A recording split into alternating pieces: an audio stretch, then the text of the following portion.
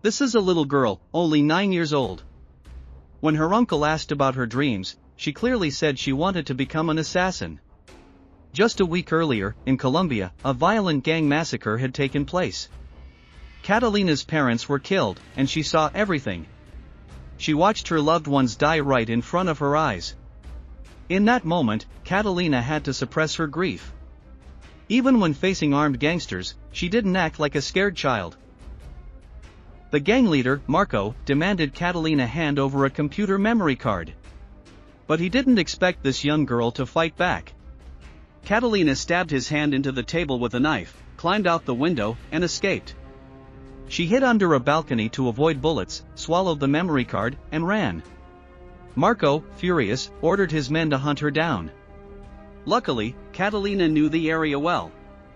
She slid into a sewer and narrowly escaped. At dusk, she climbed out of a manhole and reached the U.S. Embassy. She handed a guard the business card her father had given her. That got her a meeting with an official. There, she forced herself to throw up the memory card. It held evidence of a drug lord's crimes, evidence her father had kept. After that, Catalina was granted a chance to go to the United States.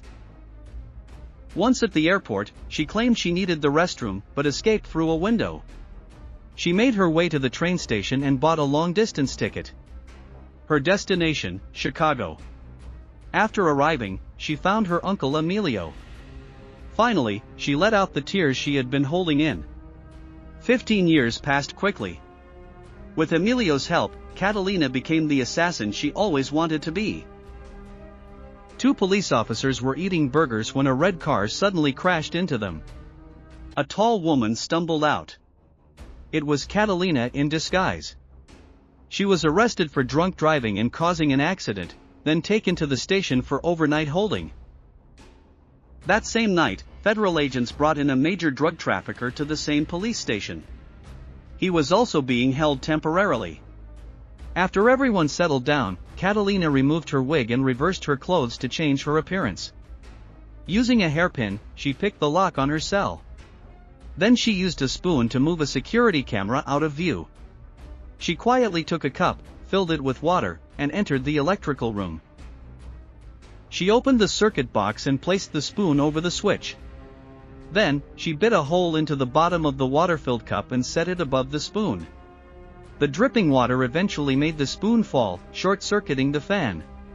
She crawled through the duct, slipped past the blades, and exited into a restroom. There, she knocked out an officer, took his gun, and went to the drug trafficker's cell. Without hesitation, she shot him. The gunfire alerted nearby officers.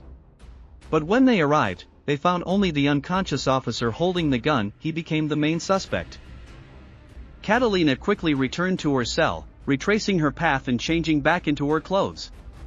When police checked, she was lying down, pretending to sleep. The next morning, she was processed and released. As she walked out, she removed her gloves, leaving behind no trace. The assassination caught the attention of the FBI. Special Agent James was assigned to the case. He found a familiar symbol on the body, an orchid. It matched 20 similar killings, all involving notorious criminals. To generate leads, James decided to release the orchid symbol to the public. Soon after, CIA agent Richard visited the same drug lord who had once ordered Marco to kill Catalina's family. He hadn't been arrested. In fact, the CIA had been protecting him to use his operation for their own gain. Now that Catalina was back and dangerous, Richard warned Luis to take care of the situation or risk exposure. Luis quickly sent Marco to eliminate her. Meanwhile, Catalina returned to Chicago. In a laundromat, she met Emilio. He gave her a new target in the Caribbean. Although she had never failed, Emilio was concerned that she always left the orchid behind. Leaving a trail, he warned, would lead to disaster. But Catalina was focused on revenge and ignored him. Her target this time was an obese, wealthy man who lived in a villa surrounded by women and bodyguards. He spent his nights partying and drinking. But his end was near. Catalina hid under a vehicle and sneaked into the villa.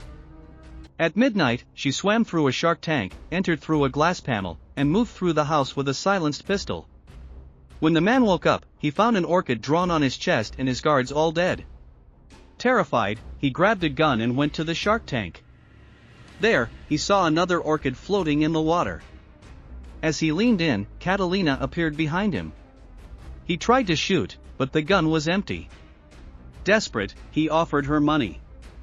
She shot him twice, then kicked him into the tank where he became shark food. Catalina left silently, leaving behind the orchid. The next day, the murder made headlines. Marco and his men immediately began tracking the killer. Emilio, furious, scolded Catalina for ignoring his warnings. 8 of his friends had been killed as a result. If she continued her path, he said, the entire family would suffer. They argued. Catalina, broken but determined, believed she could stop and be safe. She was wrong. Marco's men were still after Emilio's family. Meanwhile, Agent James's investigation led him to Catalina's home. Armed officers surrounded the area. Thanks to her surveillance cameras, she spotted them in time. She escaped through a stairwell, grabbed a sniper rifle from the roof, and planted a remote bomb on a wall. As the police prepared to blow down her door, Catalina triggered her own bomb. The hallway exploded in flames. She used the opening to slide down a pipe system and escape the building. She disappeared through a parking garage vent just as the police arrived. Catalina rushed to Emilio's house, but it was too late. Her grandmother had been murdered. Emilio had been tied to a chair and tortured to death by Marco. The pain crushed Catalina. That night, she waited inside James's home. When he returned, she forced him into a chair rigged with explosives. If he stood up, it would detonate. She threatened his family, demanding the location of Luis. James had no choice but to cooperate. The next day, James went to the CIA and spoke with Richard. Richard denied any involvement. But then James's phone rang. It was Catalina, telling him to hand it to Richard. Richard mocked her, saying his office had bulletproof glass. A second later, a sniper bullet pierced the window, shocking him into compliance. Richard confessed everything. With new information, Catalina accessed her secret weapons cache and brought 2 vicious dogs. Armed and ready, she headed to Luis's location. Marco had prepared defenses, but suddenly, a rocket hit the villa. Luis barely survived and rushed to the garage. As they prepared to drive away, Catalina rammed her van through the wall and opened fire. Luckily, Luis hadn't entered the car yet. He ran to a panic room, unaware Catalina was already inside the house. From below the floor, she fired upward. Marco threw a grenade and sent a henchman with a machine gun to check. When it seemed clear, Catalina emerged and gunned them down. Marco hid behind a pillar. As soon as the gunfire paused, he tried to flee. Catalina took out the remaining henchmen one by one. Finally, only Marco was left. He ambushed her in a bathroom. They fought brutally, hand to hand. Both collapsed. Marco reached for a pistol, but Catalina removed the magazine and knocked him out. Luis, still in hiding, heard nothing. He got into a car and tried to flee, but a garbage truck blocked his way. Then his phone rang. It was Catalina. As he spoke, trying to insult her, 2 dogs appeared in the back seat. She had already placed them there.